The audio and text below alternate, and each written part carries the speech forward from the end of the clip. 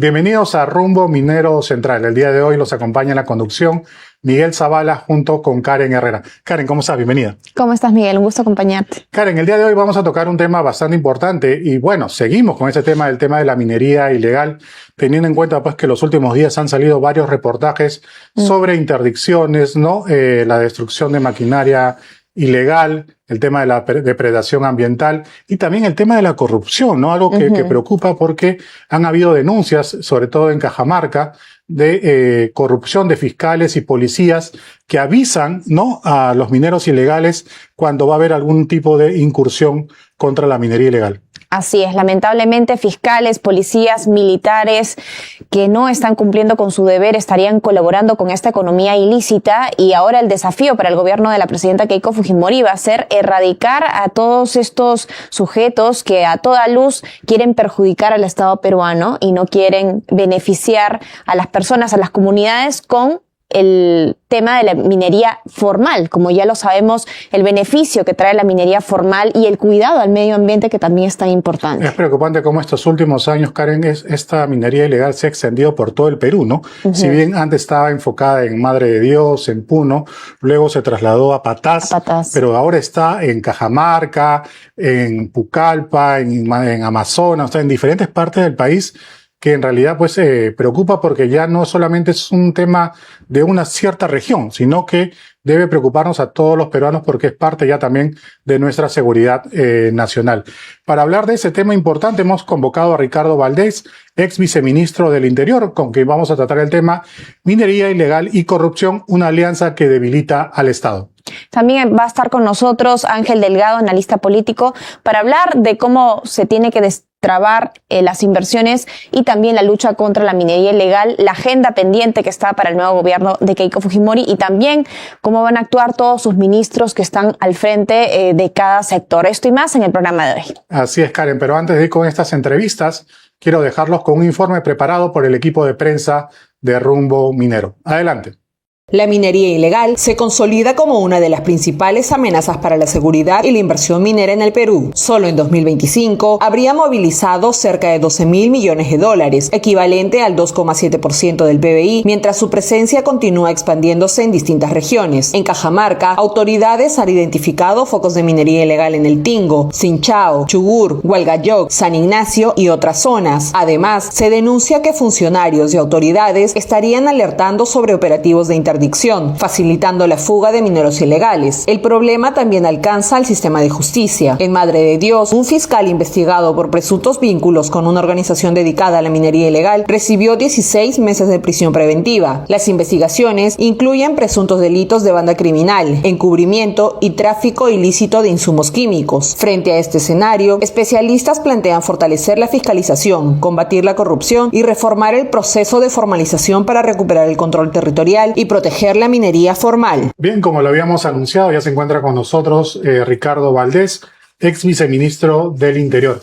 Ricardo, ¿cómo estás? Bienvenido a Rumbo Minero Central. Muchas gracias. Bien. Ricardo, te convocamos porque queríamos tener un poco tu análisis, tu opinión acerca pues de las recientes medidas y los operativos que hemos tenido los últimos días con el nuevo gobierno de la presidenta Keiko Fujimori, ya que ha anunciado pues tener una estrategia más agresiva para la lucha contra la minería ilegal, y lo hemos visto en algunos reportajes de algunos canales. También nos ha llamado mucho la atención la participación, y esto ya entra en tema de corrupción de fiscales, ¿no?, y de policías que están involucrados con la minería ilegal. ¿Cómo analizas la actual coyuntura de este problema y cuáles serían las medidas que debería tomar el gobierno de Fujimori para tener una lucha más frontal contra la minería ilegal? A ver, no es nueva la situación de integridad, de falta de integridad, de corrupción en los temas en general de las economías ilícitas. Si las economías ilícitas prosperan, y entre ellas la minería ilegal, es porque hay obviamente un colchón de corrupción muy fuerte a nivel de las autoridades. Y esto es algo que hay muchas evidencias al respecto. Por lo tanto, creo que de ahí se desprende uno de los ejes que debe tener este gobierno para enfrentar la minería ilegal. Es decir, creo que hay un par de aceleradores en las economías ilícitas y en particular de la minería que están marcados por lavado de activos y corrupción. Son aceleradores de estas economías ilegales, en cualquiera de sus formas. Con respecto a los anuncios de la presidenta, creo que hay que esperar, hay que darle un poco más de tiempo. Yo, en lo personal, en lo que se refiere al discurso, digamos que fue tocado de manera muy tangencial, como parte de un problema general de criminalidad, como un problema general que tiene que hacer con las formas como se engancha con la inseguridad, ¿no? Entonces, ahí todavía me parece que hay que esperar un poco para ver qué medidas se toman.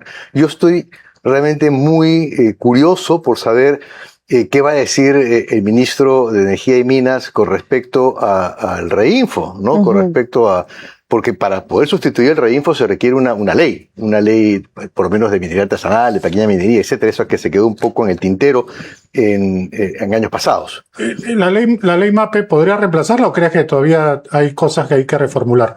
Yo creo que la ley MAPE hay que hacerle algunos ajustes a la ley MAPE, precisar bien el tamaño de la minería artesanal, los alcances que esta debe tener, etcétera, pero también hay que solucionar el tema de digamos, de lo que puede ser, y ahí están este borrador que se coló, ¿no? Que tiene que hacer con la flexibilidad para efectos de del impacto ambiental, digamos, de los certificados de impacto ambiental con respecto a la minería, por un lado, y por otro hay que solucionar el tema de la propiedad de los territorios, ¿no? Y de las concesiones. Como bien sabemos, hay una contradicción ahí que creo que es el nudo principal entre las concesiones que otorga el Estado como propietario de subsuelo y la propiedad del suelo. Entonces ese tema me parece que todavía no está bien trabajado. Entonces hay un reto muy fuerte ahí para poder enfrentar el problema, ¿no? Eso, por lo pronto, creo que todavía falta que se asienten el Poder Ejecutivo, los equipos ministeriales en todos los campos, porque el tema de la minería no es solamente energía y minas, es medio ambiente, es interior, es defensa, es agricultura y riego, en fin, hay muchos sectores que tienen que hacer con el tema de la minería, transportes y comunicaciones.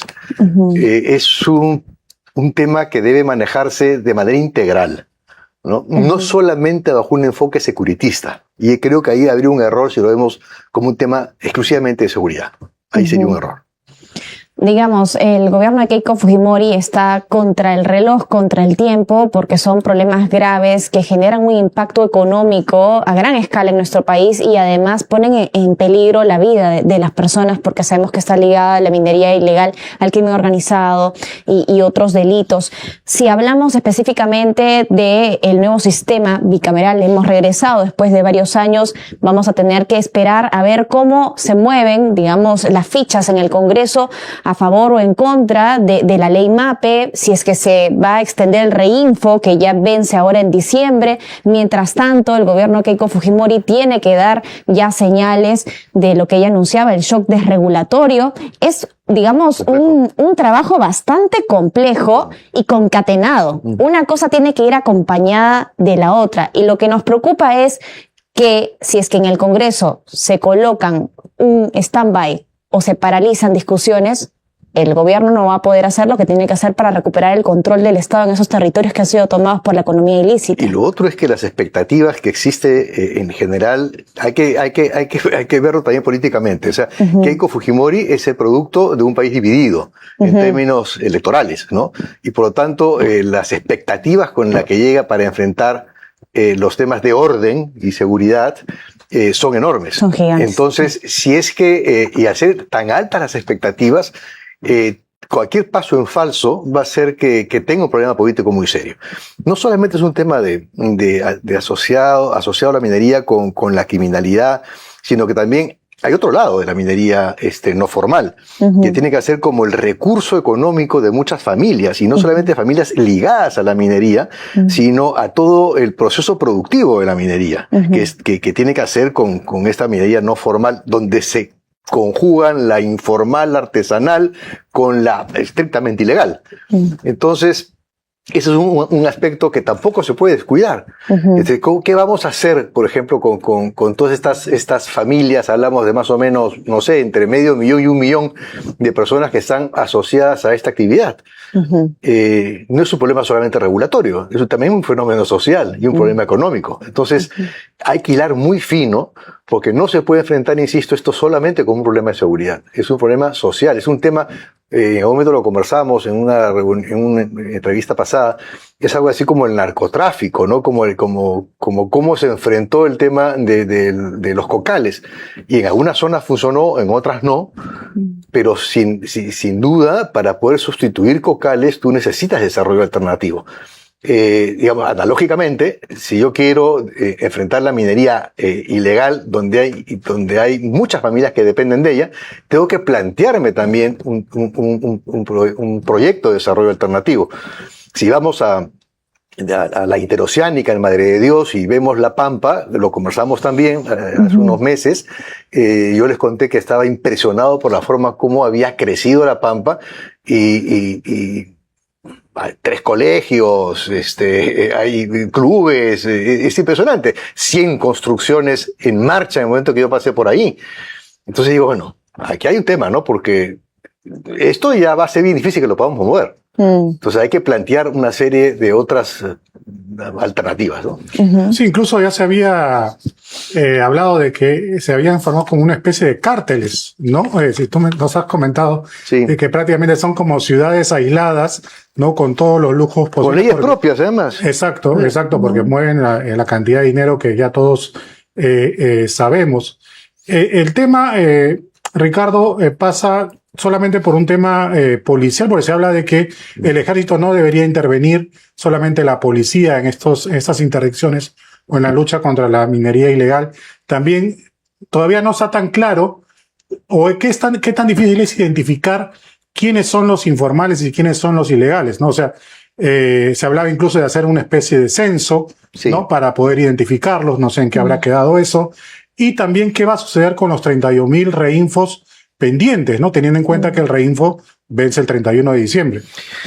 Sí, eso es parte del problema y aún no vemos la solución a ese problema. Es decir, creo que va a haber que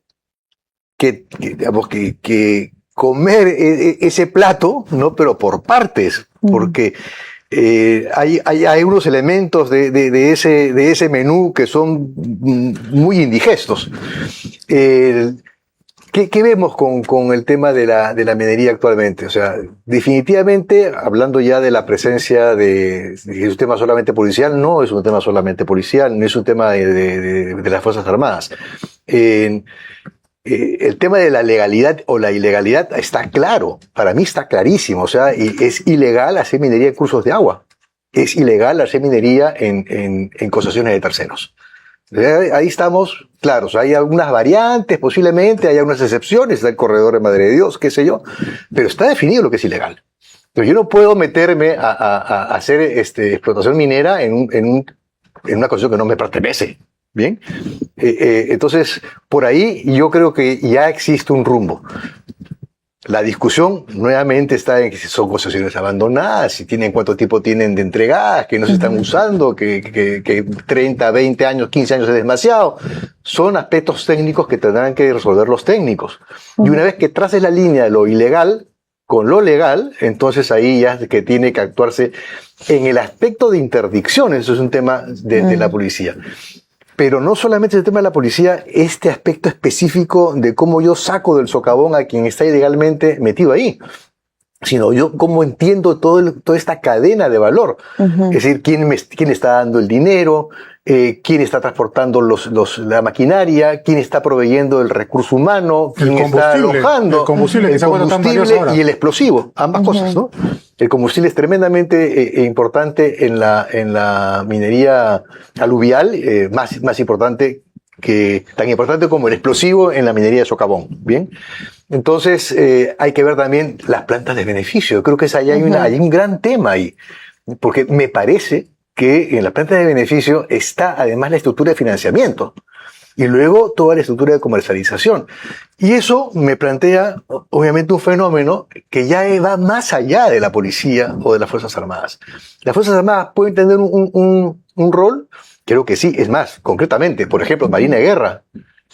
Marina de Guerra debe estar mucho más activo en el río Nanay, mucho más activo en el río Putumayo. Que además son zonas que le corresponde, por definición, a la Marina. No le corresponde a la policía está de la orilla del río 100 metros hacia adentro. Entonces, hay que delimitar bien los campos y establecer bien las responsabilidades, ¿no? De la SUNAT, en fin, de agricultura, como decía, todo el sector del Estado, y luego bajando de nivel, ¿qué está pasando con los gobiernos regionales, con las autorizaciones? Por eso digo, hay que comer este platillo despacio y viendo bien cómo lo enfrento, ¿no? Bueno, también hay un tema importante respecto al tema de las fronteras, sí, ¿no? Ecuador recientemente ha calificado la minería ilegal como una amenaza a la seguridad nacional. Ya se era sabido, pues, que hay minería ilegal en Ecuador, incluso que comunidades, ¿no?, indígenas han sido, pues, sacadas de sus regiones para dar paso, pues, a la minería ilegal a través de bandas criminales. ¿Cómo crees que debería ser articulado el trabajo en las fronteras, ¿no? Ecuador, Colombia, Brasil y Bolivia, ¿no?, que son focos de minería ilegal, tanto en el tema de extracción como también en el tema de exportación del oro, sobre todo. A ver, bajo un esquema estrictamente de seguridad, obviamente la combinación minería-narcotráfico creo que está bastante activa ahora, pero esa combinación minería-narcotráfico está también asociada a tala y contrabando. Por lo tanto, hay un sistema de economías ilícitas que interactúan entre sí y que de alguna forma la lidera la minería ilegal. En ese sentido, creo que hay un rol, como expliqué hace un momento, que le corresponde a las Fuerzas Armadas. Por ejemplo, el monitoreo de las aguas, ¿no?